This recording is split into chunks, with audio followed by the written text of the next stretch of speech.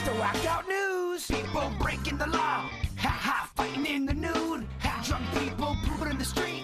Ha ha, it's the whacked out news. Huh, so many people on meth. Ow!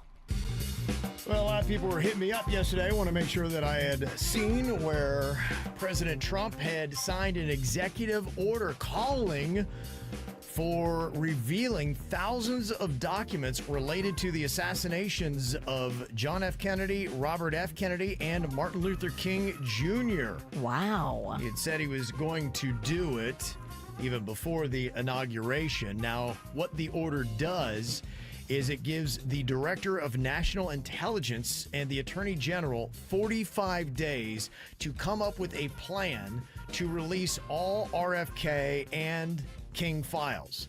They've given 15 days on the JFK files. Now, if you do not know, President Kennedy was assassinated in 1963, RFK and King in 1968. And Trump has told reporters everything will be revealed. That's fascinating to me because I think it's been long enough. We can handle it. Just tell us what happened. Was there some kind of shady doings? Did our government kill any of these people? Because that's the rumor. Yeah. I need to know. Yeah, I honestly am not very optimistic. I think they'll get every document out there and you're not going to see anything because the people who knew what it was, they didn't put anything down on paper. So, wow. Yeah, I unfortunately believe it will be nothing when it's all said and done. Now, another interesting executive order is renaming the Gulf of Mexico to the Gulf of America. Our own Governor DeSantis has backed this plan, but of course it's not going to be easy because Gulf of Mexico has been used for quite a while. It's in Florida laws, it's in local ordinances, which all that would have to be changed if they did that. But I guess it's something they can do. To implement the change, Florida lawmakers could pass revisers' bills to update state laws. And federally, what that order does is it directs agencies to update maps, contracts, and documents to reflect the new name. So I guess henceforth, it will be known as the Gulf of America. Huh. Just might take a little while to get used to it. So the textbooks, that they'll start rewriting that in the textbooks and all that?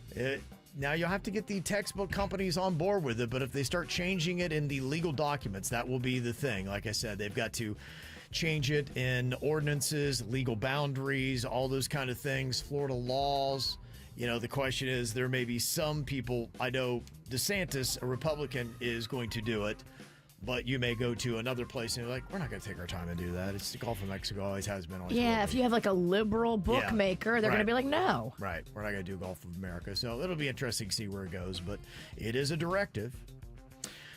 Now, there is another instance that is going around here. They're doing internal investigations to find out what happened with that Brightline fire truck crash on December 28th in Delray Beach. Yes, where they went around the arm and got hit. Yeah, and they're kind of looking into the person who is driving the fire truck, David Michael Wyatt, right now. Apparently in June of 2023, there was a car crash involving him in Delray Beach, I believe. So his license got suspended in this, where I think he had kind of like a one-car crash. They had stopped him. They didn't do any kind of breathalyzer on him. They said there was no slurred speech. I think he might have had they had said on the news today, something with the eyes. But yeah, he was supposed to do a driving school after a careless driving citation for the June crash and continue to work as a driver engineer, they said. The June 9th crash caused $26,000 in property damage after his vehicle veered off the road. It hit signs and a tree. He showed signs of impairment, it said, in the Sun Sentinel, but police did not conduct sobriety tests due to his medical condition and lack of probable cause for DUI. At the hospital, he declined to answer questions and left before officers could request a voluntary blood sample. Body camera footage from the incident was released for transparency, but was heavily redacted and mostly silent. Oh, boy. People don't like silent body cam footage. Now, witness accounts and video segments revealed that Wyatt claimed brake failure had caused the crash. Investigations have since expanded to assess Wyatt's driving record, whether he operated fire trucks after his suspension, and if proper protocols were followed. Oh, man. Now, an outside law firm is assisting the fire department with its internal investigations. While city officials debate transparency and legal considerations related to the case, there was a city commissioner that said she thought there were 10 people with the fire department that had suspended or not valid licenses. Wow. So, as that continues on, Brightline has already pointed the finger at Delray Beach Fire. That's crazy. Well, did you see the videos that were going around Tallahassee? Kids getting drunk and flipping out because they had snow? They were having snowball fights, and it looked innocent at first. Did it turn? Yeah, the people are out there throwing snowballs, hanging onto cars, skiing off of the back of them. That's In just fact, fun. Yeah, there are videos circulating on social media that show a Tallahassee police officer firing pepper balls at a crowd after being hit in the face with a snowball. Oh, no. That's what happens when you take your snow and mix it with vodka. Yeah. I've done that before. Snowball with vodka is delicious. Have you really done that? Oh, absolutely. Is that a thing where you take snow and kind of mix it with alcohol? It's called the snowball, and yeah, I've absolutely done that many times. Do you do it with whiskey as well? I mean, is that really a thing? Rum is the best. Vodka would be second, and whiskey could be fine. I can't tell if this is a traditional thing that people or a tradition people do, or is Virginia just that bad of an alcoholic that she had to mix snow and alcohol together? Just put alcohol with everything. Spiked snowballs are absolutely a thing. I'm from New Orleans. We Okay. love snowballs. Yep. Is putting alcohol in them is the adult way. Right. And she does Fireball with her Cinnamon Toast Crunch. That actually would I do Baileys with my Cheerios. actually Yeah. be disgusting. Fireball with cinnamon toast crunch and milk. Ugh. I would eat that. Well, people in Key West doing what people in Key West do. A couple got arrested for having public relations at 4:20 a.m. on a sidewalk. Bow chicka bow wow. There. Cops were driving on a two-lane stretch of U.S. Route 1 when they spotted a woman that was bent over in front of a man who was doing some kind of interesting dance.